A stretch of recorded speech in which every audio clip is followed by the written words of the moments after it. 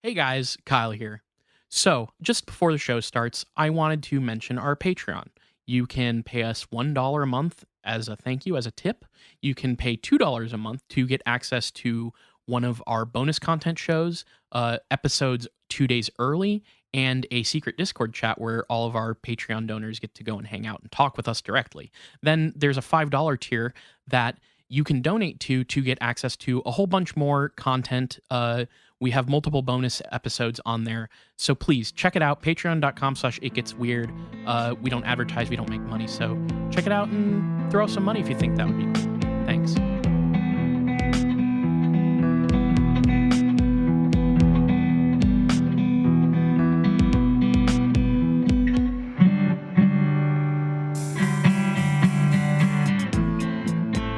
Welcome to It Gets Weird, our comedy show where we explore the unusual, the unbelievable, and the unexplained to try and make your world a little weirder. I'm Kyle. And I'm Niall, and I've got poker fever, or in more specifically, I've got Balatro. You're Balatro-brained. I am. Look, some people are like Gooner brained or whatever the fuck. I'm Balatro brained. Yeah. I'm not, no joke. I 2 nights ago I was falling asleep. Yeah. And I was in that half awake feeling, where you're kind of aware. And I straight up thought that I processed a hand of Balatro in my half awake brain and what to discard, even though I had no console anywhere near. People talk about playing Tetris in their mind after they put the console, put the controller down. Yeah. Sometimes when you're trying to get competitive and really practice and grind. Mm-hmm. I did that with Balatro unintentionally. Yeah.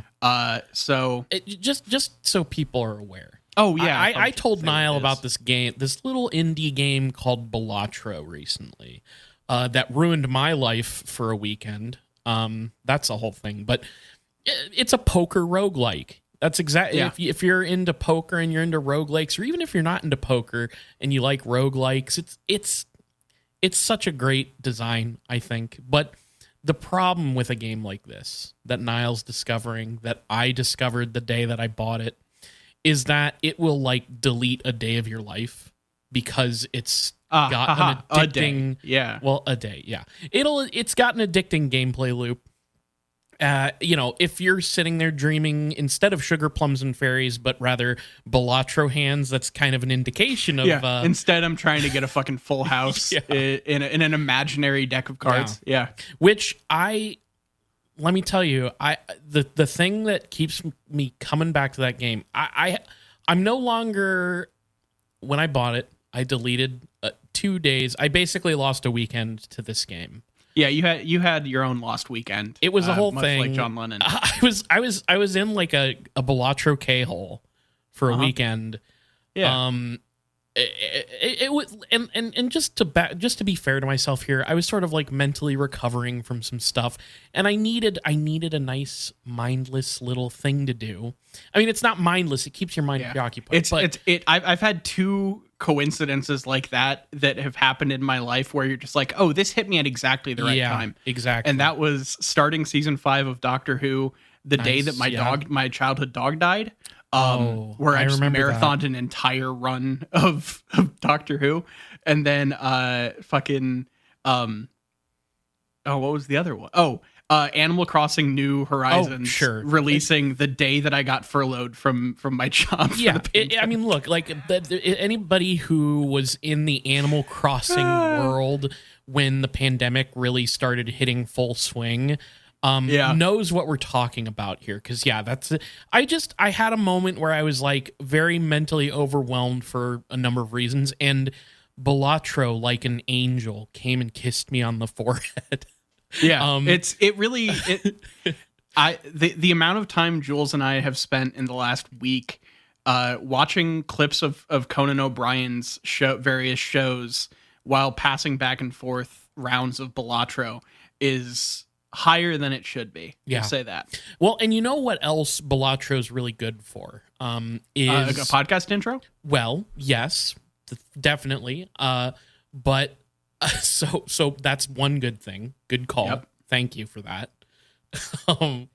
No, the other thing is when you need to listen to an hour-long interview with a UFO researcher. And you're like, okay. Well, it's 2024. I need to have constant, never-ending stimulation from like multiple different angles. So yes, your Subway Surfer bottom screen app was crashed. Right. So I've got one monitor up with an interview with you may have guessed, Donald Keyhoe, our subject, this part 2 episode. And I had Balatro up on the other screen. And then I had, anime waifu simulator on my phone. Mm-hmm. Okay. I lied. You got the first. You went back to the first one. I know you were working your way through the series, starting current at like 7. Yeah. It's nice that you went back to the start. I wanted to go check out the original, and I actually I ended up having to like install like boot up like an old OS Android. Yeah. What was that thing called? DOSBox? DOSBox. Yeah. Sorry, this was a DOSBox of the waifu simulator. That is such someone has to have made a fucking like MS DOS era like green screen text fucking there were like point like stuff like that existed. I think dating game. Yeah, but no, for somebody who needs to be overstimulated at all times, I actually don't spend a lot of time doing any game stuff on my phone because I kind of hate it. But so anyways, you don't have game on your phone. Okay. I do not have game on my phone. And if you come to me asking for games on my phone, or, I'm going to tell you, go fucking iPad baby in a corner or something. I don't know. You'll just start saying skibbity toilet until they leave. Yeah, yeah. You know that joke about getting somebody who's really high and going, nightmare, nightmare, nightmare. That's what I do to No, I children. don't. Oh yeah, okay. Well, that's. But it sounds. I can get I get the premise. I don't remember where that's from. Somebody listening to this probably knows what I'm referencing. But I know a similar thing of there was a TikTok trend of people doing, like the worst. What do they call it? When you have a buddy during like taking a shroom trip. Oh, where I saw you have video. a sober ally or whatever the fuck. There was and it was just someone being like, "Why are you acting so weird?" Yeah, it seems like you really are just like acting really strange. And then like it ends with them just like speaking fake gibberish. I was crying, laughing, watching that because they went from like pretending to do their voice in reverse to like. They could throw their voice and they made it look like they were like lagging. Their speaking was lagging. And yeah, at the end it was like, there was like a demon voice.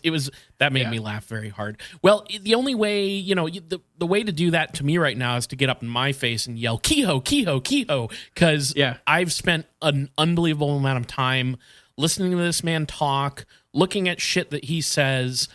I'm here to bring you part 2 because we need to, put a bullet in Keyhoe. Metaphorically, he's dead in real life. So we don't have to do that. So to kick things off, Niall, in our last episode, just in case you somehow missed it, we discussed the life and times of Donald Keyhoe, Major Donald Keyhoe to be exact. Very important. Right. He's putting that on all of his books, all of his writings. He's always Major Donald Keyhoe, retired. It's very important that you call him that, and also important that you know what a major is. Right. Which we don't. I'm vaguely aware, We know it's like sort of important, rank, right? Like we know it's an important. It's one of the big rank. ones. It's a good one, right? Yeah. It's like getting an A, like 3 A's in all the Sonic Adventure 2 levels. You're right. It's like it's not quite S. Fucking City Escape. Yeah, exactly. But wait, was S rank a thing in that game? You know what? Yeah, whatever. I think it was. I don't. So, but it's like you have to be like perfect. That's like you have to be crazy good at that game. So yeah, Donald Keyhoe, one of the most famous early ufologists to hit the scene. Like he is at the forefront of this stuff. And we talked about some of his UFO theories, how he gained control of NICAP, and how he was censored in the middle of a live television broadcast for going off script about government UFO secrecy. So first thing I wanted to do here, I wanted to make a note about something from the part 1 episode. I mentioned that the program that he was a part of was UFO Enigma of the Skies, which was aired where Keyhoe was featured as a UFO believer. But I also mentioned that they had an Air Force personnel member and a skeptic to represent other viewpoints on the flying saucer phenomena. And I just wanted to add that I have the names of these people now. Okay. It's Colonel Spencer Whedon of the Air Force Technical Intelligence Center. And he was there to offer the Air Force's viewpoint. And then there was astronomer and I think pretty notable skeptic, Donald Menzel, was there as the other representation. So he was the skeptic viewpoint, basically. Now, the information I got surrounding the fallout of Keyhoe's interrupted UFO announcement comes from a 2005 NICAP article written by Richard Hall, who was a NICAP member. He would also go on to write the UFO Evidence in 1964. He was a pretty good name in UFO stuff. So the day following the airing of the Armstrong Circle Theater program, which is what the thing was called, and then their segment was about UFOs, producer of the program, Robert Costello, sent a letter to Keyhoe that said this, quote, "The response to the show has been very good. Any inquiries on your work, we have referred to your office. You may be interested to know that you have thousands of fans, as evidenced by the CBS switchboard, which had calls backed up for 45 minutes following the show." Okay, that's cool. However, pretty much immediately after the program aired, there would be a big public outcry, which, if you remember, the way this program ended for Keyhoe is he is about to say something about UFO secrecy in a congressional committee. Right. When his audio is suddenly and abruptly turned way down. Notably, and we'll get into this, it's not completely eliminated, but it is incredibly quiet and you can't make out everything that he says. So we're gonna get into that. But do we have professional lip readers on the scene? It's not so much about lip reading. We'll just hold that. Okay. Hold that. I'll hold off. We'll get to that eventually. In the meantime, let me fully just derail you by asking a question. Yeah. Is the program that he's on? This is just for my own curiosity. Is it Armstrong Circle thing? Is that the brand Armstrong putting on is it like Colgate Comedy Hour? I was about to say it's like the Colgate Comedy Hour. Yeah, it's okay. Armstrong Circle Theater. Armstrong Ceiling Tiles / the Armstrong construction materials company is putting on a variety show that has a UFO exposing segment on it. Effectively, I don't really know the nature of the Armstrong Circle Theater, but it's like it put on a lot of different stuff, a lot of dramatized documentary type things, if I'm remembering correctly. I don't really know the nature of the actual program. Fair. But that's what he was on. Armstrong is a thing that I deal with in my shoot job. Oh, okay. That explains because a lot. it's they're the go-to ceiling tile manufacturer for every major commercial thing. Well, then it's just for you, I'm going to go ahead and say that's who sponsored this. Fantastic. All right. So yeah, everybody after this happened seemed to want to know what the hell was up with Keyhoe's audio being very obviously cut out. I've listened to this; it is very obvious. The public had watched as the audio nearly disappeared, but they could see Keyhoe's mouth continue to move. And whatever he said was not approved for TV or whatever. They cut him off. Did 10 years after this, did they have of footage of that playing on a commercial, and then a thing that says "too hot for TV" comes over his mouth when he starts talking? If I feel like that's you something, got the DVD release. I feel like the 50s and 60s is too early for something fun like that. I mean that's when you get into mail order pornography for VHS tapes. Yeah, that's what we're talking about there. Exactly. So this is mail order pornography for UFO nuts.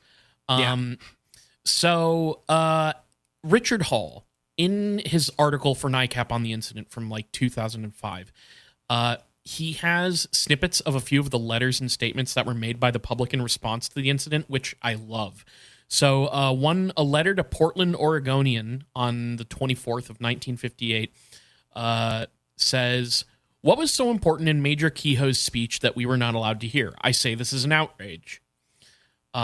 This second one's, I think, my favorite, actually. A letter to CBS, which I think is the day after this happened on the 23rd, says, quote, "I take no stand either way on UFOs, but I'm going to fight for my right to know whatever it was Major Keyhoe said."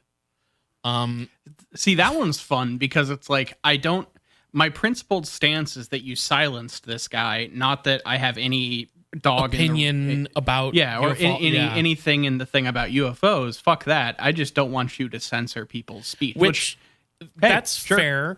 Fine. Okay. I feel like a 2024 art like response to something like this would say, "I take no stance either way on UFOs, but I am going to fight for my right to believe whatever it is was said." You know, like take out no with believe. Another one, quote, "What makes me boil is that the powers that be consider the American public too stupid and childish to take this thing in stride. Just what were your last words that we weren't allowed to hear?" And this is actually a letter sent to Keyhoe. And then finally, another letter to CBS that said, quote, "Call it anything you like, but it appeared to be a very shocking display of censorship and certainly offensive to the intelligence of the American public." So people aren't happy about this. Keyhoe, if you'll recall, throughout his illustrious career, is very adamant that there is a government cover-up going on. And, you know, I hate to say it, but censoring him in this way, cutting out his audio, does sort of like lend an air of credence to it, right? So yeah, it makes you start thinking, okay, someone is trying to keep this guy from talking. It isn't hard evidence. Yeah, it's even worse because like even before this incident, Keyhoe has been calling whatever the people they are, even though he doesn't know exactly who they are, he'll call them the silence groups. So he literally gets silenced here. Yeah. So it's, I don't know. It's just, it's a little irony for people, you know? Definitely. So after about a month after the airing of this deliberate censoring of Keyhoe, CBS decided to do some damage control. So on January 31st, 1958, not quite a month. Sorry. It's been a couple weeks. Or no, it's not even been a week. What the fuck? I think I read this as February. My bad. So January 31st, not that long after. 1958, CBS director of editing Herbert Karlborg, I think that's Karlborg. He issued the following statement in response to the public outcry and said this, quote, "This program has been carefully cleared for security reasons. Therefore, it was the responsibility of this network to ensure performance in accordance with predetermined security standards. Any indication that there would be a deviation might lead to statements that neither this network nor the individuals on the program were authorized to release. As a consequence, public interest was served by the action taken by CBS in deleting the audio in Major Keyhoe's speech at a point where he apparently was about to deviate from the script." Then Clyde Hess, CBS manager of public information, also made this statement, quote, "It was most regrettable that a portion of Major Donald Keyhoe's statement had to be deleted because he departed from the prepared script. The producer and director, in observance of strict network rules, had no alternative but to order the audio cut off since they had no idea what the statement might contain.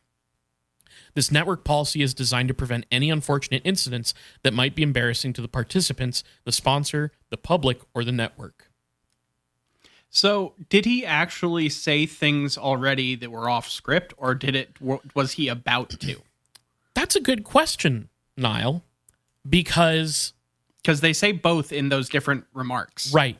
So that's the thing that is interesting is like there are remarks here that sort of suggest that he was cleared to say the things that are audible.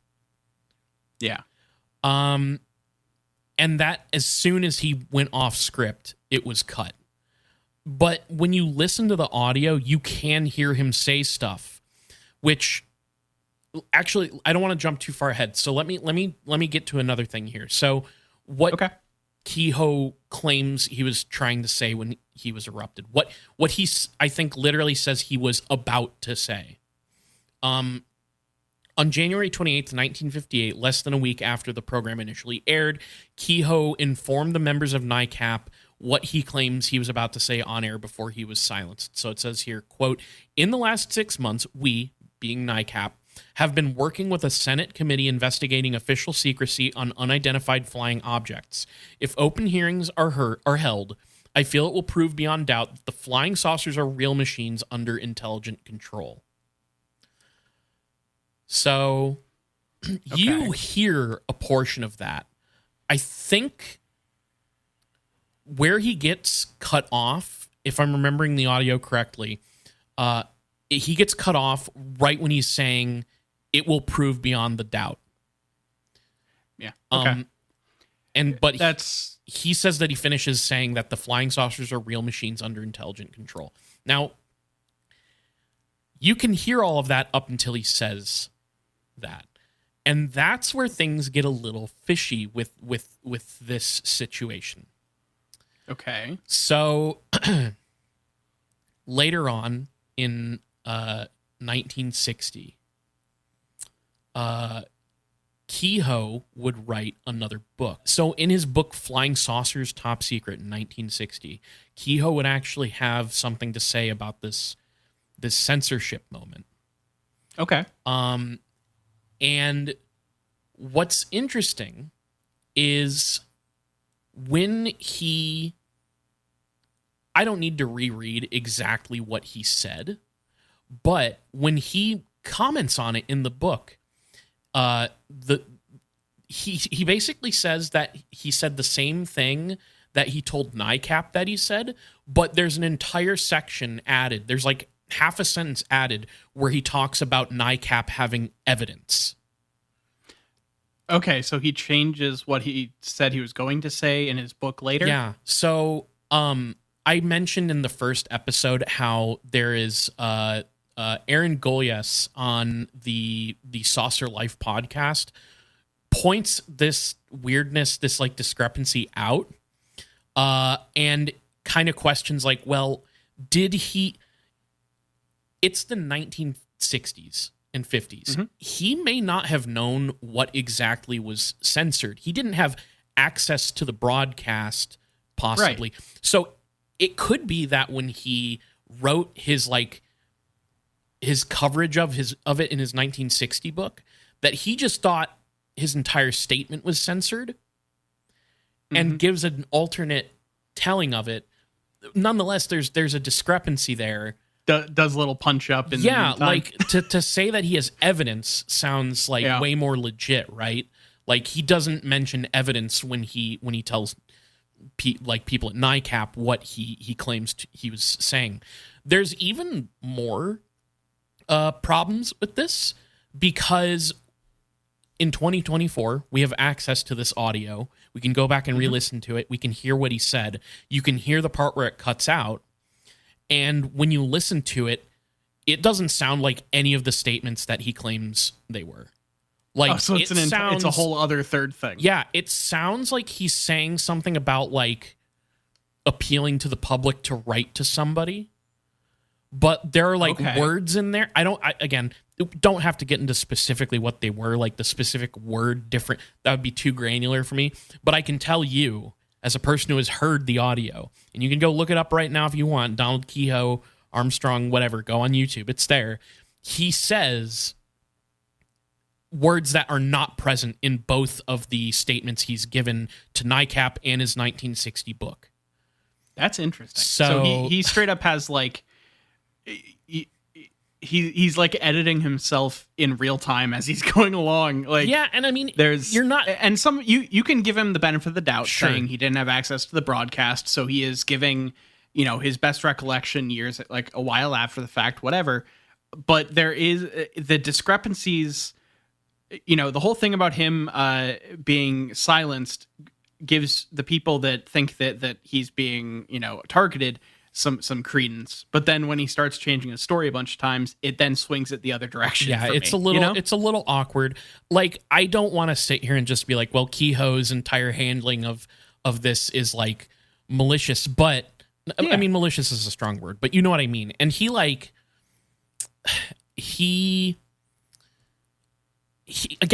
whole thing is that there is a cover up and the Air Force is involved, the government's involved, and there's a silence group. Like, this is all still kind of feeling like he is playing into these things to bolster what he already believes about the situation, right? Like, right. He's a persecuted. He's not as bad as like UFO people would be now, but I guess what I'm trying to say is he is the prototype. Like he really is the this has always been a thing.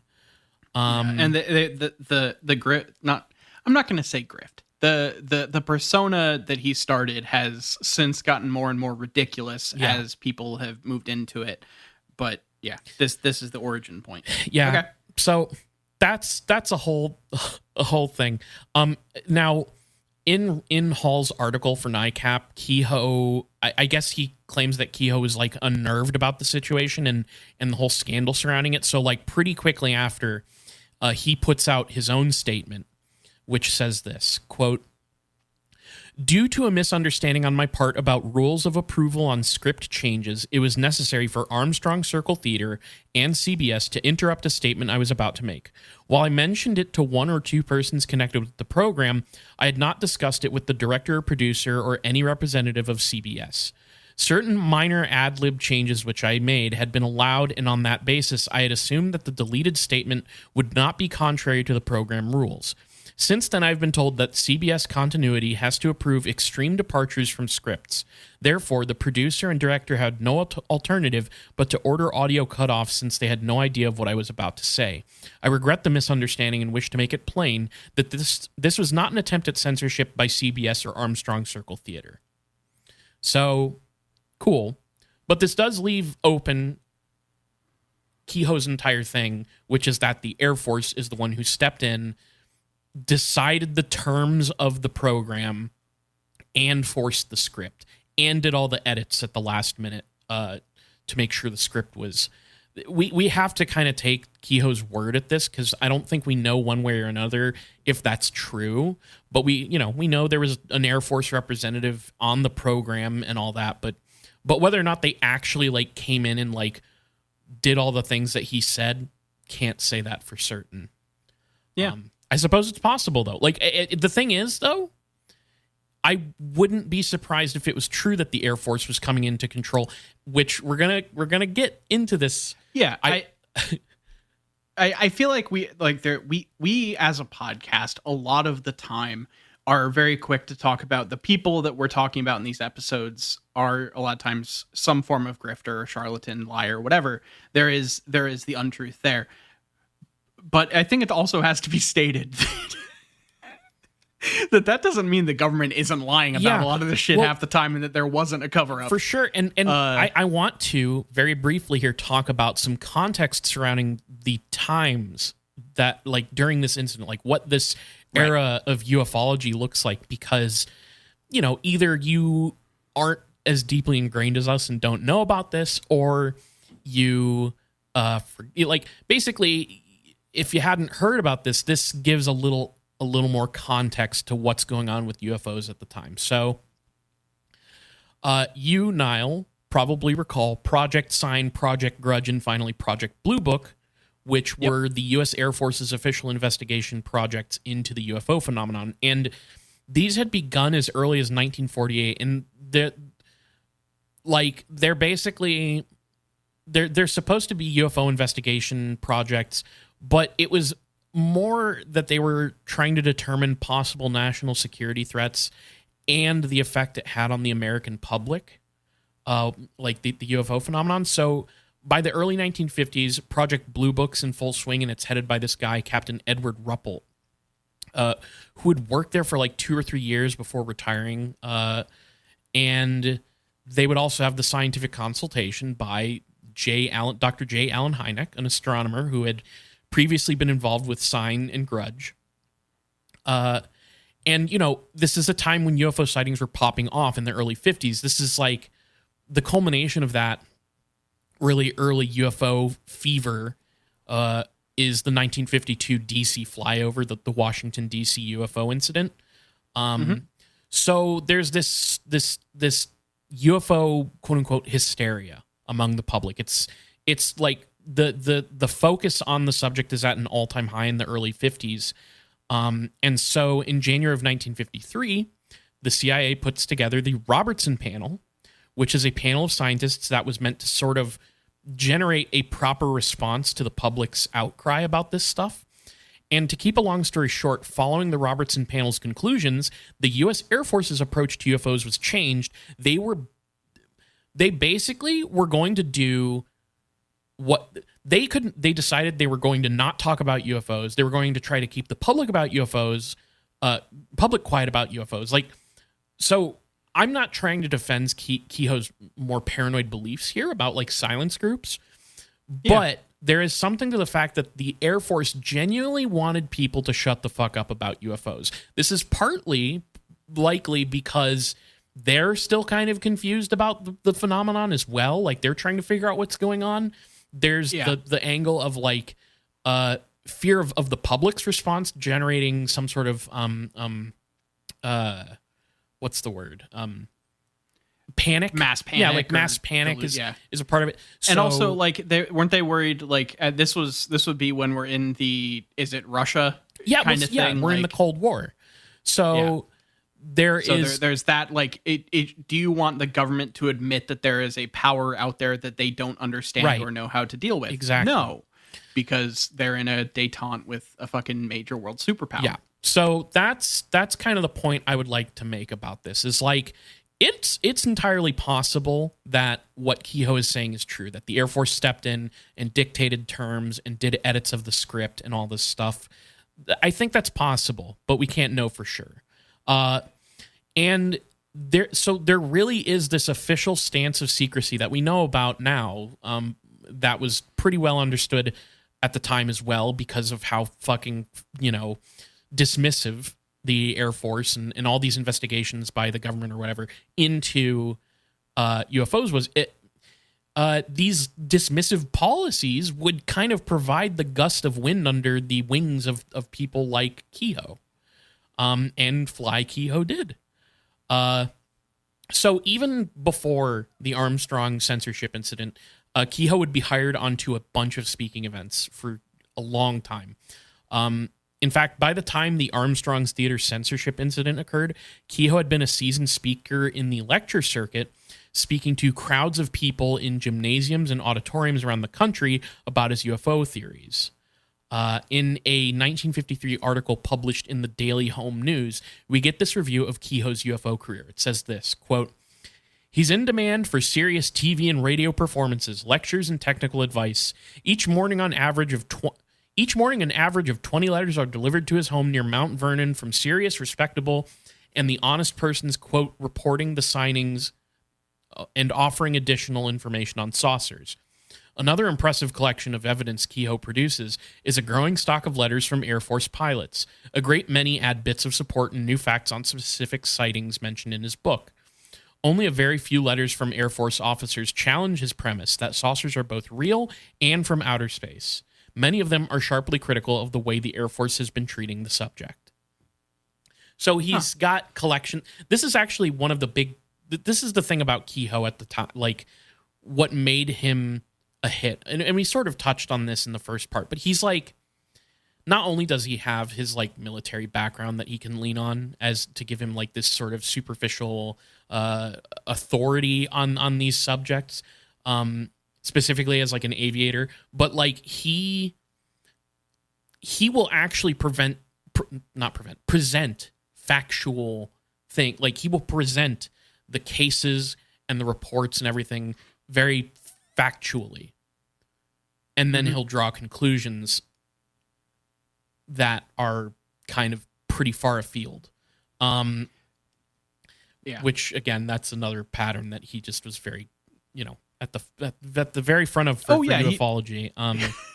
He's an innovator in drawing weird conclusions. In UFOs. This is like a pattern in media and writing just overall. But he just he's like, this is how we do it, and people will continue to do the same thing for decades and decades. So, and another thing that I thought was kind of interesting about that particular snippet is like, the article, the news article says that he has an impressive collection of evidence, which that evidence being letters from Air Force pilots who say they're seeing UFOs, which to me makes me think maybe what the ufological field needs to do is come up with a new definition for evidence.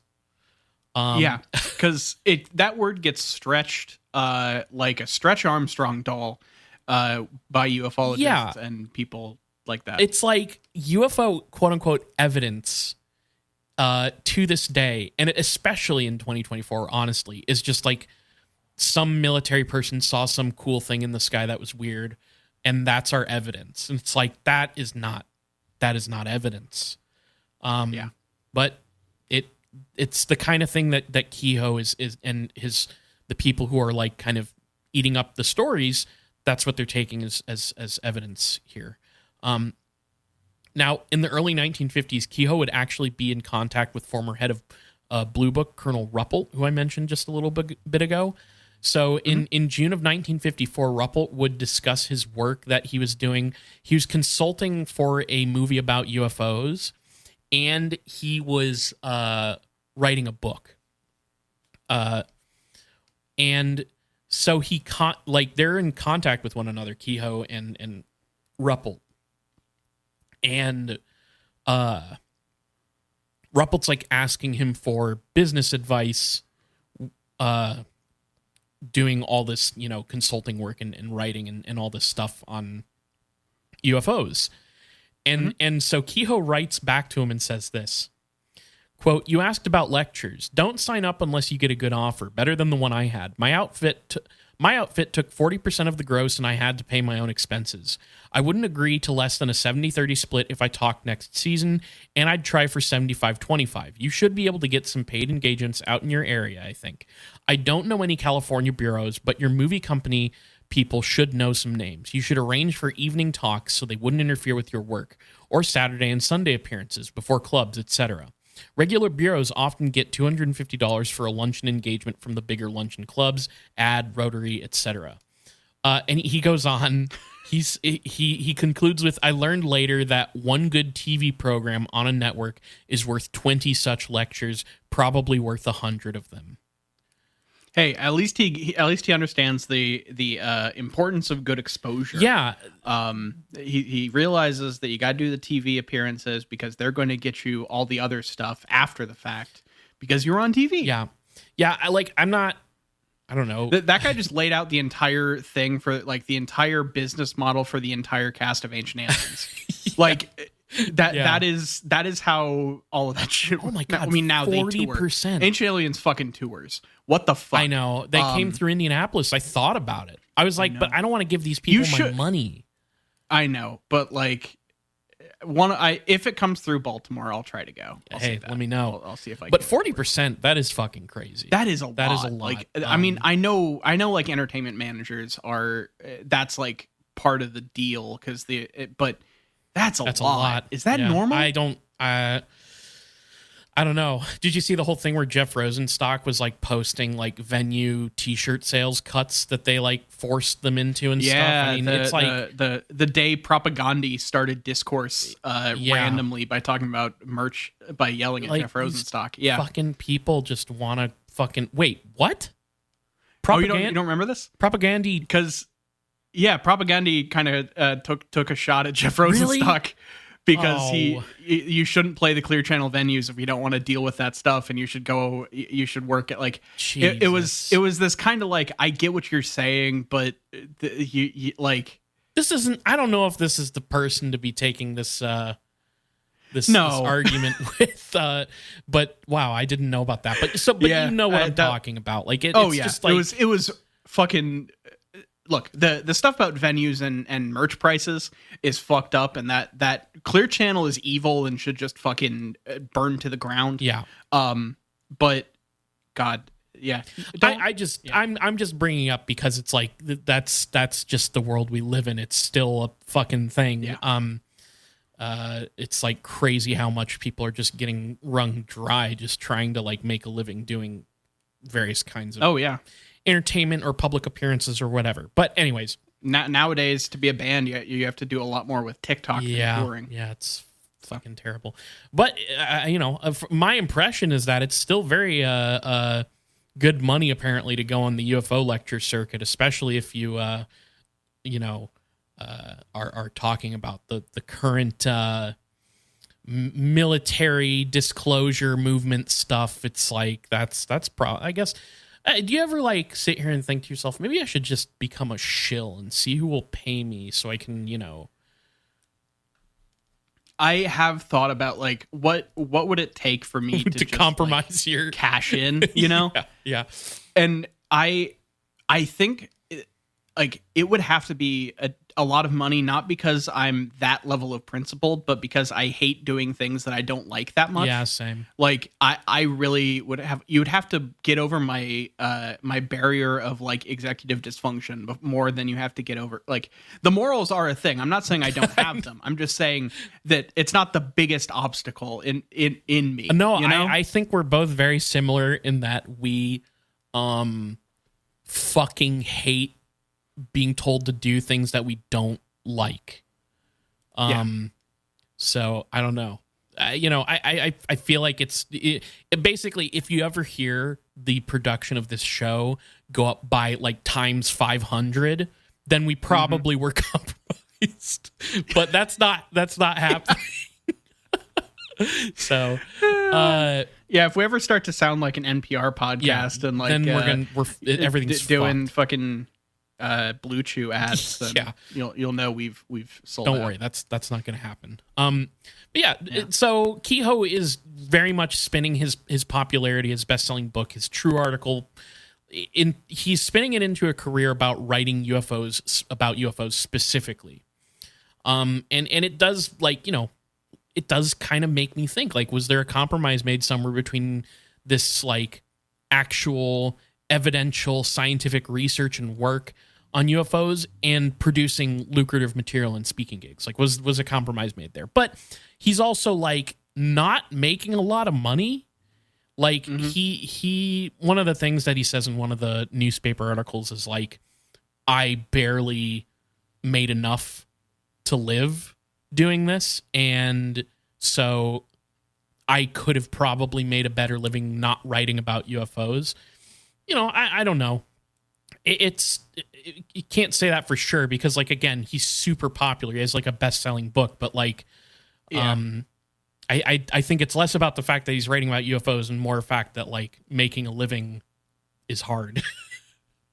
But I don't know. That's what he says. So and like I only point this stuff out because I don't think it's altogether bad to try and make a career out of UFOs, but like, this to me feels like another trope that Keyhoe would be at the forefront of in the UFO world, which is, like I said before, presenting no actual evidence to back up his claims and rely more on sensational conjecture to sell their books and stuff. So, now, in what must have felt a bit like a backstab move, Ruppelt would make some comments about Keyhoe's work in his 1956 book, Report on Unidentified Flying Objects, which I think comes out of, like, part of that is, like, stuff from Project Blue Book that he was writing about. And he says in it this, quote, Keyhoe had based his conjecture on fact, and his facts were correct, even if the conjecture wasn't. Oh, that's like what I just said. Whoops. Yeah. And then also another passage from his book here. It says, quote, Keyhoe's 1953 book, Flying Saucers from Outer Space, was based on a few of our good UFO reports that were released. The details of the specific UFO sightings that he credits to the Air Force are factual, but in his interpretations of the incidents, he blasts way out into the wild blue yonder. And Ruppelt wasn't the only ex-Blue Book member to harsh Keyhoe's vibe here. In his 1975 book, The Edge of Reality, which I really want to read, Dr. Hynek responds to a question about recommending Keyhoe's books. And in the book, Hynek responds by saying this, quote, "I wouldn't recommend that myself. When I have a seminar on UFOs, I do not put that on the reading list. But if a person wants a sociological perspective, he should have it, because Keyhoe is very largely fighting City Hall. He took as his objective to vilify the Air Force to try and get congressional investigations and prove that the Air Force was covering up. What he should have done, of course, was publish solid technical reports on cases, and then the sheer weight of those would eventually have toppled the Air Force. But instead, he kept importuning congressmen and didn't get anywhere." I think it's a pretty good summary, honestly. Sure. If you're a real Hynek head, you can take his word for it. That's the On Cinema Greg Tim split. Are you a Hynek head or are you a Keyhoe stan? You just all you have to do is say you're a Keyhoe. You know? It's already in the name, and it already sounds like you're a derogatory term for someone who goes to too many key parties in the 70s. Now, I think somebody listening to this fucking show needs to make a crazy fan cam with all the black and white footage of Donald Keyhoe. Please do it. I want to see that with all of the fucking filters. Seriously, and it's like a song about like having a big fat ass or whatever. That would be awesome. Yeah, please. So I also saw a thing where I guess Project Blue Book, just in general, the people working there didn't have a very positive view of Keyhoe, which you can kind of understand because like they're trying to a lot of the people involved with Blue Book are like legitimately trying to do like good research and work into the phenomenon and research these cases. And then you have this guy who is kind of whipping people up into this extraterrestrial hypothesis and government cover-up conspiracy and all that. But you tell me whether this is justified. You can actually find an archive of Blue Book material in the National Archives titled U.S. Project Blue Book UFO Investigations, 1947 to 1969. And in there is a clipping, an image of Keyhoe that was clipped out of a newspaper that somebody at Blue Book, we don't know who, has doctored with, like, I think an ink pen to make Keyhoe look like Adolf Hitler. So that's unexpected. Yeah, a little like a little beef. Sure, like I was expecting like an arrow through his head or fucking they made like him look like weird glasses or whatever. But no, they just went straight Hitler. Okay, they went pretty hard, full Hitler. Yeah, right away. Okay, pretty nuts. So what? Like I get not liking the guy, but what was there any other reason? Because like I don't know in that time period what making someone look like Hitler with a ballpoint pen connotates. Yeah, you know, well, because that's just a different time period. I don't know what it means now. I think it still means the same thing basically, but he like Project Blue Book is like an arm of the Air Force, right? Right, and his entire one of the main he's things railing against the Air Force with his career is that he is just constantly shitting on the Air Force. That is a big part of his shtick. So I think that's probably where that's coming from. You know, Adolf Hitler, known for publicly repeatedly shitting on people. Yeah, that's his big claim to fame. Everybody remembers when he would get up and he'd yell a bunch of crazy shit in German, and then he'd turn around from the podium and take a big crap on all the little Nazis. It's a classic move that he did. Somebody else would come on the scene in the late 50s that threw a wrench in the very serious works of Major Keyhoe. Niall, can you guess who that might be? Oh, the 50. Oh God, you're making me guess a thing based on a year. Oh fuck. It's in the late 50s. There's a range. Yeah. Who comes like after Hynek? Are we talking? Do we get into like Space Brothers stuff, or is that too early? I mean, that's like the 70s. You're kind of in the right area.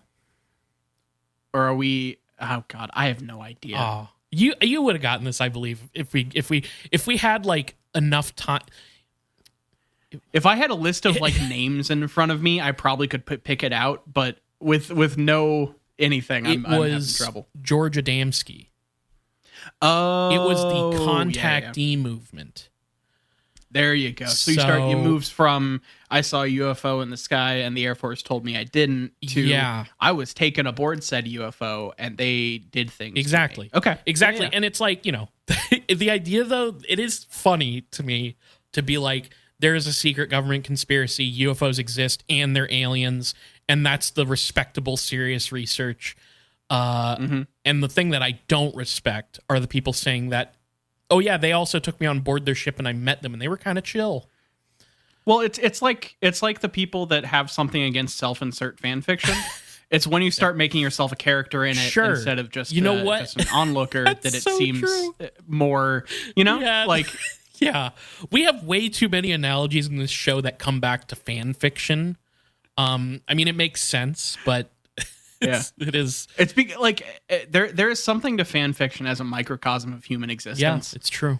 Just because it's such like a low barrier of entry, and anyone like I saw just a couple days ago, two people met doing fan fiction over.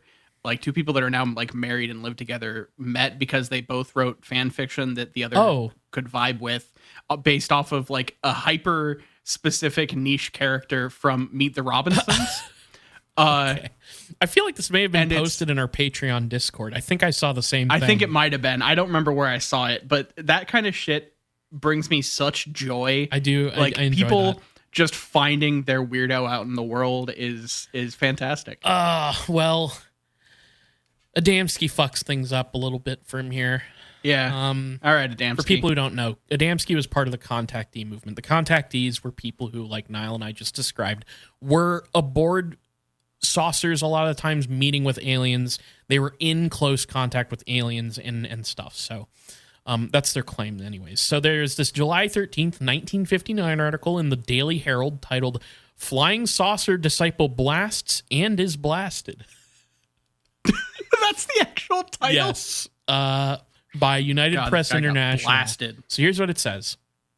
The Amalgamated Flying Saucer Clubs of America would up their first annual convention today with a blast at persons who doubt that space people and Earthlings have met. Every new idea is met with ridicule, said Gabriel Green, 34, of Los Angeles, a former photographer who is director of the organization. Television once was considered impossible. Green maintains he has seen more than 75 spaceships in isolated areas near Los Angeles, although he said he never personally met space people until the convention opened yesterday.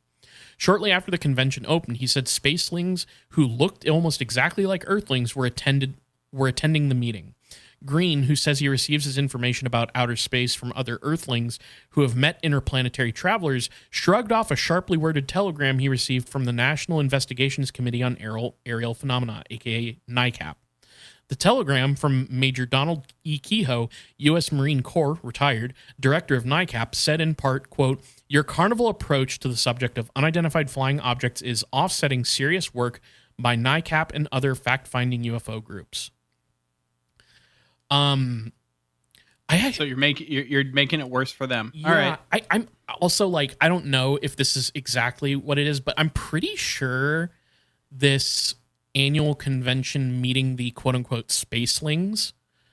I think this is from a time when Adamski was like going around with this lady who he claimed was a Venusian, if I'm remembering that correctly. Cool. I think it was Adamski. Anyways, that's what that sounds like. So, like, he actually was bringing the Venusian to places? Yeah, there were people who were claiming to be aliens. Like, and I believe Adamski was one of the people who brought a woman who had, like, I don't know, like, slightly weird features that made her look a little more alien-like or something. I could be mixing up a couple stories here. I'm sure somebody listening knows what I'm talking about. But, yes, that was a thing that happened.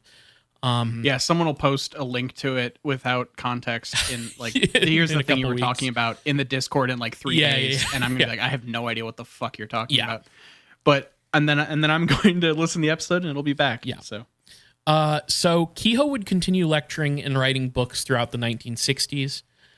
He would, spend the whole time poo-pooing the contactees and the official statements made by the Air Force. He would reject the findings of the 1969 Air Force-funded Condon Committee, which, again, that's its own whole story, but part of their thing was that they were examining the findings, data, and accounts from NICAP. But the conclusion of this committee was that there was basically nothing to the phenomenon. There is nothing to be gained from continuing to focus on it. So, of course, that gets a negative review from Keyhoe. He's like, fuck you. There is something, and also aliens. There would also be another major ufological shakeup in 1966 when the swamp gas incident would occur, which is like, it's such a landmark UFO moment of like specifically of distrust of the government and military's stance on UFOs. And to be fair, it does sound really bad. We did an episode on this. Yeah, you did an episode like a long time ago about this. Yeah, it was. I'll be able to tell you exactly when it was. Oh, maybe I won't.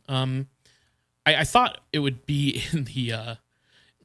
I feel like this was. Title? Yeah, this was. Okay, sorry. Episode 339. That is about this Michigan UFO incident, and that's the one where like Project Blue Book comes in, and you know there's a whole determination that this person witnessed swamp gas. So, according to Kurt Collins, who is one of my big sources for the stuff in these two episodes here on Keyhoe, writer at the blog The Saucers That Time Forgot, which if you like the stuff on blog, it's so good. It's so fucking good. It's very like the good. Best. But here's what he says, quote, Project Blue Book's swamp gas fiasco at the March 1966 flap in Ann Arbor, Michigan, caused a public outrage and an upsurge of interest in flying saucers.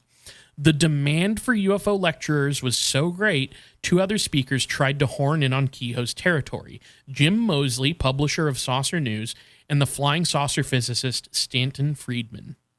So, both names we should recognize. Friedman for his involvement in the Roswell mythology, and I also think he was an advocate for the Majestic 12 documents, which, if you're coming into this podcast and you haven't heard that shit before, don't worry about it. The Majestic 12 is one of those things that, like, there's probably at least another episode on stuff that's happened, like, how more recent people have used the Majestic 12 stuff. Which is insane, but yes, go ahead. Yeah, it's that shit is so, like, it is such a litmus test for if I have if I'm going to take you seriously at all. Yeah, it really has become... You're right. You're absolutely right. If I see somebody talking about the Majestic 12, especially in 2024, but it's like, oh my God, I'm not going to listen to anything you say. And maybe that's what they want us to think. That's true. I hadn't real Majestic 12. I hadn't considered that. So yeah, that's Stanton Friedman. He's come up on our show before.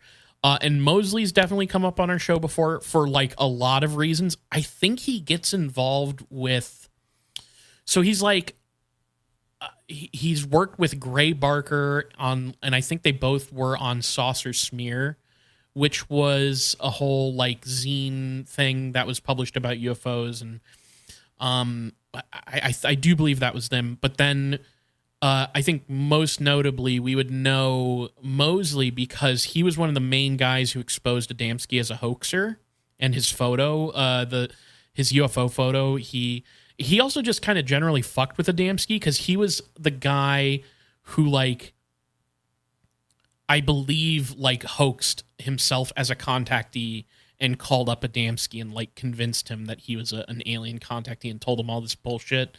Gotcha.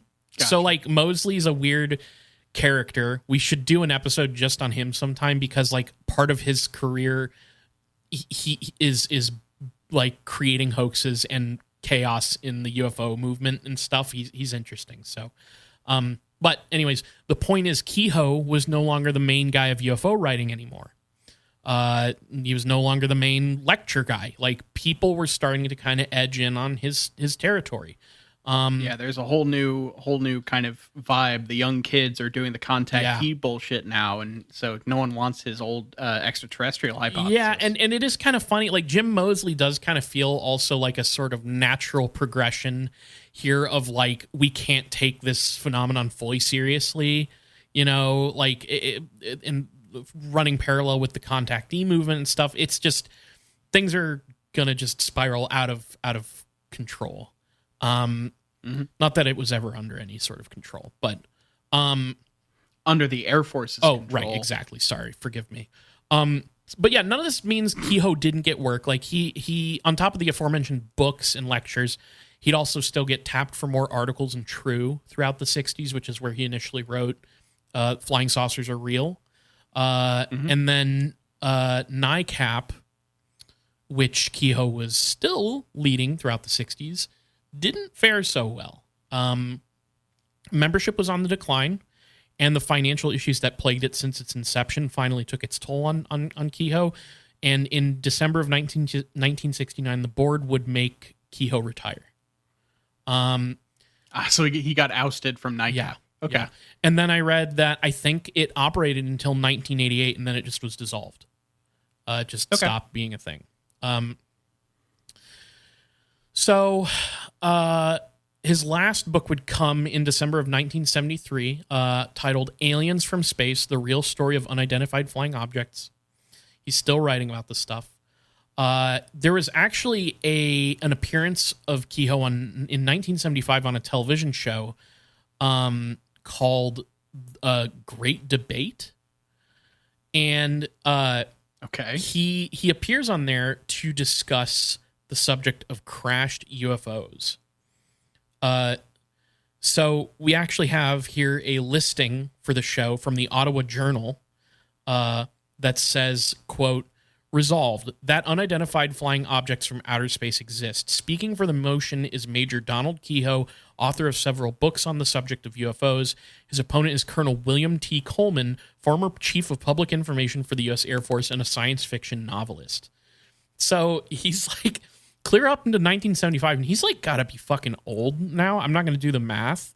But he was like born 1898 or something. So he's like old. And he's just still duking it out with the Air Force on live television. And we have a quote of one of the when he was sort of like, they ask him about UFOs being recovered and studied. Keyhoe says this in the program, quote, "There was the story about the crashed UFOs way down in the Southwest and the small beings who were deep frozen. As far as I'm concerned, you can write that one off. I investigated that for True Magazine years and years ago. The men who were putting it out were really trying to raise some dough. There may have been such a thing that happened, but I never found any evidence of it." So he's referring to this story that I had never heard of. This Aztec saucer from Silas Newton. I didn't know about this one. But it was like a hoax that I think appeared like a year after the Roswell incident and stuff. Like, so, and it was in Aztec, New Mexico, I should say. I don't know if I know this. It was a new one, but it was, I believe, confirmed to be an actual hoax. To what end, I don't know. But this is sort of like one of the last little like big Keyhoe moments. This is actually something that he had originally discussed in his first book. And apparently he had flown down to Denver to like look into this particular story, but said that it, quote, "turned out as expected, a dud, a big joke. But in spite of this, the little men story goes on and on." Which I find, again, pretty interesting from this guy, that like, to me, the assertion that there are alien beings visiting the Earth in UFOs, there is like a logical next step of aliens landing on Earth and being present.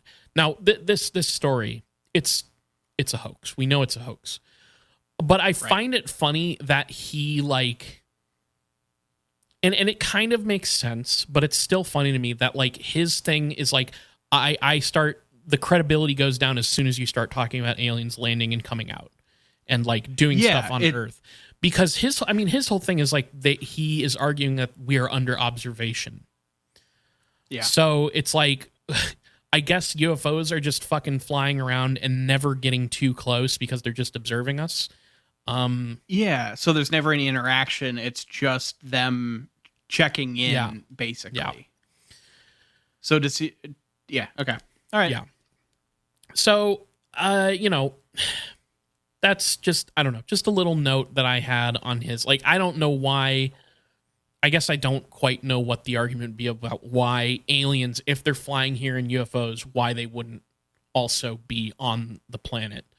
Ultimately, yeah. If you're subscribing to the extraterrestrial hypothesis, I feel like that's the next step.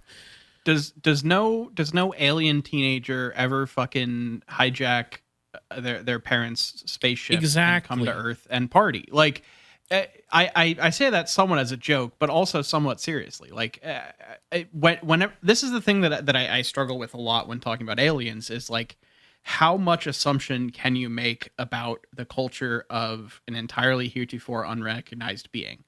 Like, we take so many fucking leaps to try to like to anthropomorphize these beings so that it can make any sense to us, and it just I kind of lose it. Yeah, it doesn't work for me. It is like weird. It seems arbitrary to draw a line, you know. Here about like, well, you know, I get that the contactee thing is pretty absurd. I will admit I understand that, but it does seem kind of like to me that Keyhoe has like an anti-saucers landing on Earth thing. Yeah, but I don't know. It's not the absurd part of the contactee stuff isn't that aliens would leave their spaceships. It's that they would develop and pick these people as special little guys that are the only ones that the aliens care about and want to communicate through because they're special little guys. Like it's the exceptionalism of the individual that makes the contactee movement hard to get behind, not the fact that aliens get out of their ships. So, the rest of his career isn't as exciting after the publication of his last book. You know, he would still make appearances in places. He was one of the major speakers at the 1978 MUFON symposium. And he gave a lecture called Behind the UFO Secrecy, which he opened with, quote, "The UFO cover-up is the greatest deception in the history of the United States." And they would end up making him board of directors at MUFON, which was like a way to sort of recognize his contribution to the field.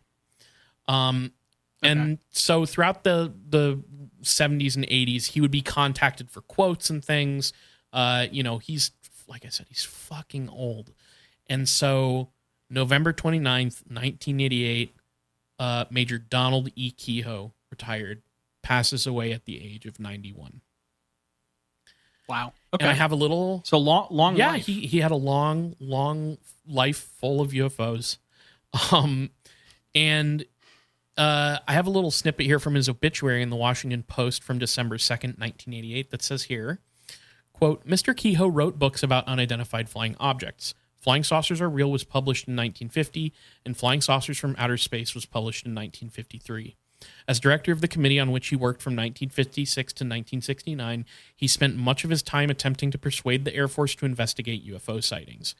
Quote, "We want the Air Force merely to end its secrecy on sightings and stop ridiculing competent witnesses," Mr. Keyhoe said in a 1966 article in the Washington Post. He said that his goal was to get the Air Force to support the committee's contentions that UFOs exist. And now they do. Yeah. Now they do. Done it. Finally got there, Major Keyhoe. We're finally there. Finally, the Air Force is admitting disclosure is happening, sir. Finally. Is it everything you ever dreamed of? It's a fucking stupid nightmare, Niall. Yeah. It's the stupidest shit in the world, and that's where we are with UFOs. But that's Keyhoe. That gives you context for a name that has come up so many fucking times in our show.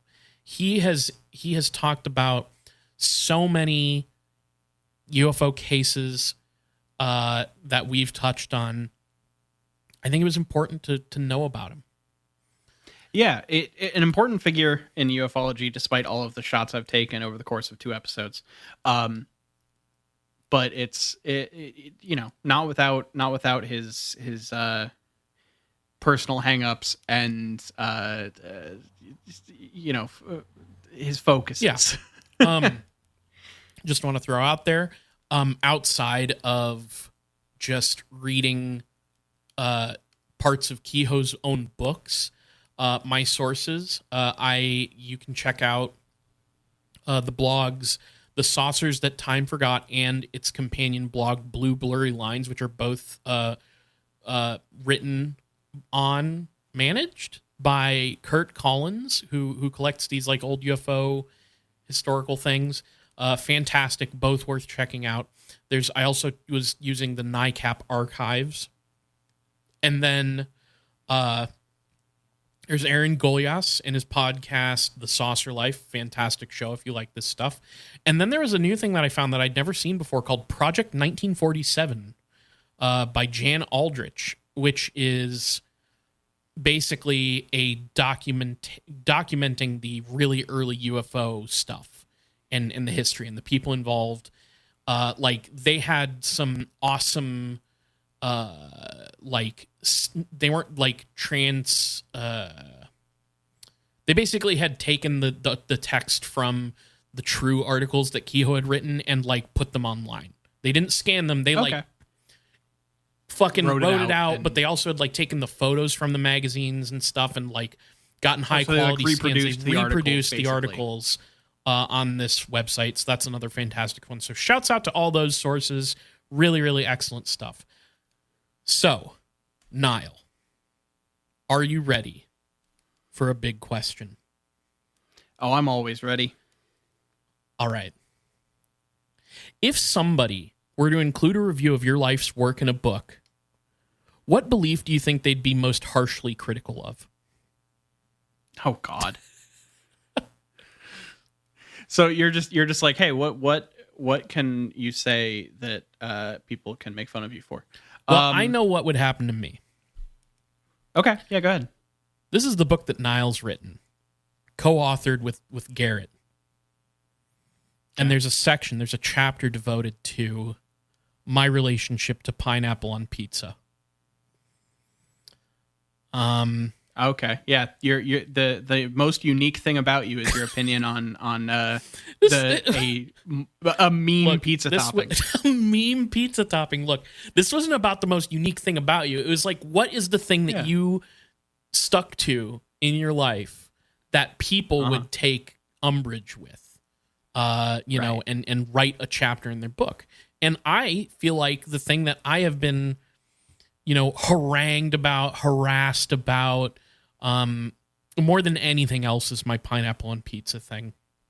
Are you for or against? I'm not into it. And I feel like, I feel like that you and Garrett could probably write like a really spicy chapter, on that particular subject. So that's what I think is going to, that's my answer. Sure. I'll write all about how like I think that's it's a very narrow window of what pizza is supposed to be. I don't know why. There's also this very dramatic assertion that I have no recollection of, but apparently you and Garrett insisted at one point that I was drunk and eating pineapple on pizza one time, which I don't remember. That is true. I don't remember that. That did happen. That's so you say. Look, there's okay. Here's the thing that I'm gonna sneakily. The chapter is actually about this. Oh boy. And that is that the minute Kyle consumes the slightest bit of alcohol, whether or not he's hungry or has any interest in pizza stops mattering, because if pizza is around, regardless of whether or not you're trying to stop eating dairy for right now or whatever, like testing it, you'll just eat it. Like as soon as Kyle, as soon as a beer is cracked, Kyle will just take any amounts of pizza-based self-restraint. Disappears. I think that's less a me problem and more a curse of just how tasty pizza is when you've been drinking. So the run of time when you were like when we still were like living in the same place and we would hang out and we would have pizza or something and you'd be like, oh no, I ate before I came, I'm good. And then like 30 minutes later we would turn around and you would just be like finishing a slice. I can't. And I've had like multiple eras of my life where I was not supposed to be consuming dairy. And I kind of reached a certain point where I was like, fuck it, I'm taking lactate. I want to eat pizza. Pizza's just, there's got a gravitational pull. I got nothing against it. And I can quit anytime. So I just think it's funny. So I guess since I actually let me come up with something real for myself. Look, I mean, what's more real? I'm not gonna like give my fucking harshest secrets on the podcast or anything, but like I'll at least give you at least a bit of a hot take. Let's see.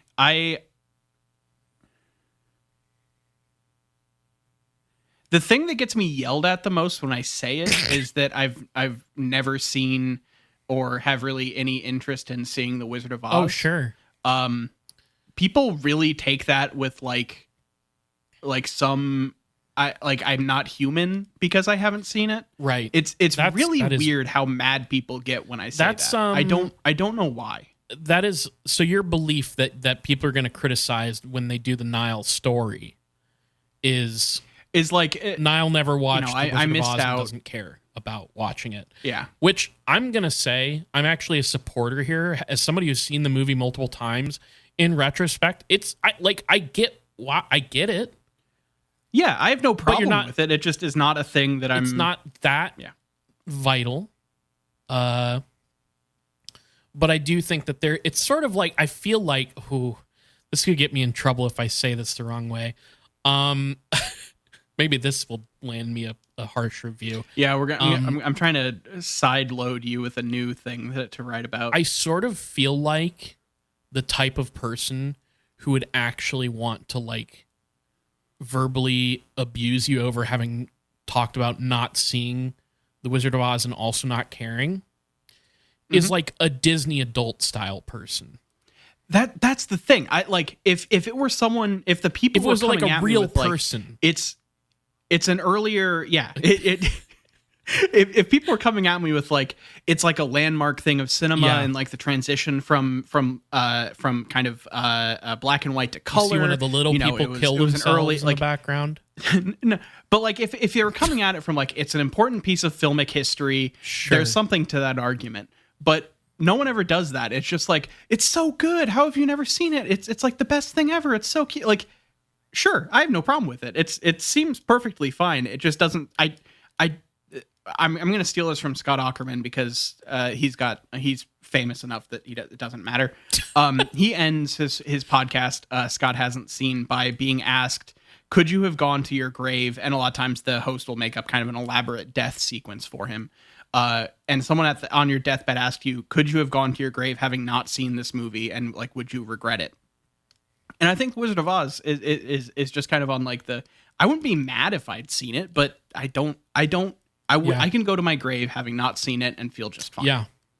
No, I think that's very fair. The thing is, you have to be a 10-year-old visiting your grandparents to watch that movie. Like, that is when you watch it. Or just like really into the aesthetic of like MGM sets from the 1940s. Like, there are people that just want to watch like the World Burn. And I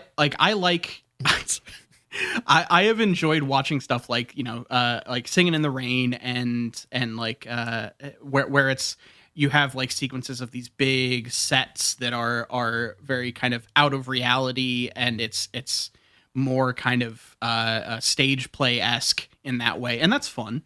But I'm gonna be I think you're fine. I could go off on a whole other thing about fucking film if we wanted to, but that's an entirely separate podcast.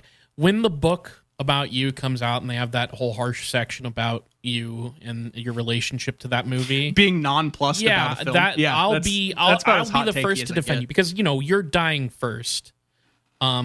Actually, true. Yeah. I'm pretty sure that I've said in another scenario that I'm absolutely dying first.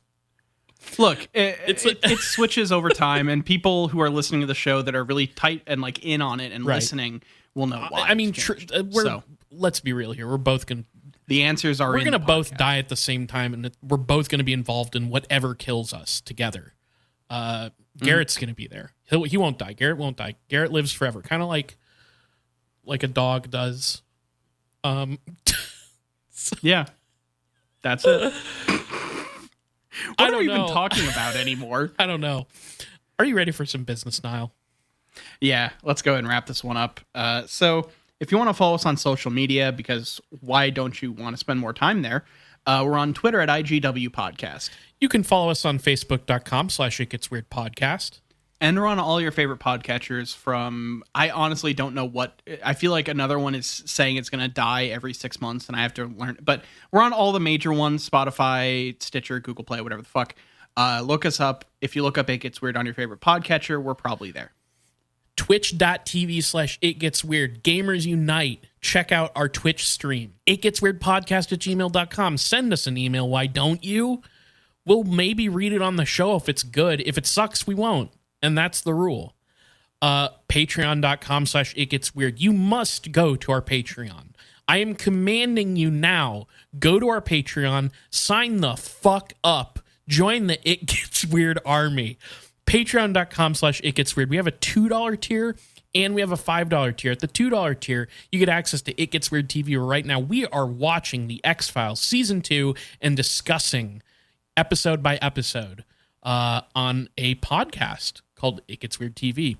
We also have a $5 tier where you get another bonus show in the off weeks of It Gets Weird TV. So you're getting bonus content every single week. Whether you donate to the $2 tier or the $5 tier, you get access to the main show 2 days early on Friday instead of Sunday, and you get access to the Discord where we're hanging out, chatting about all kinds of stuff.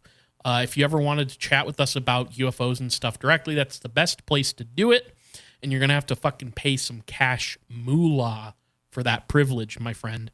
I'm going off script here. Niall's got to pull the fucking trigger. Yeah. We also have a $1 tier. You don't get anything out of it except the satisfaction of supporting your favorite podcast, giving them $1 tip a month, and saying, hey, I like you. I love what you do. Thank you.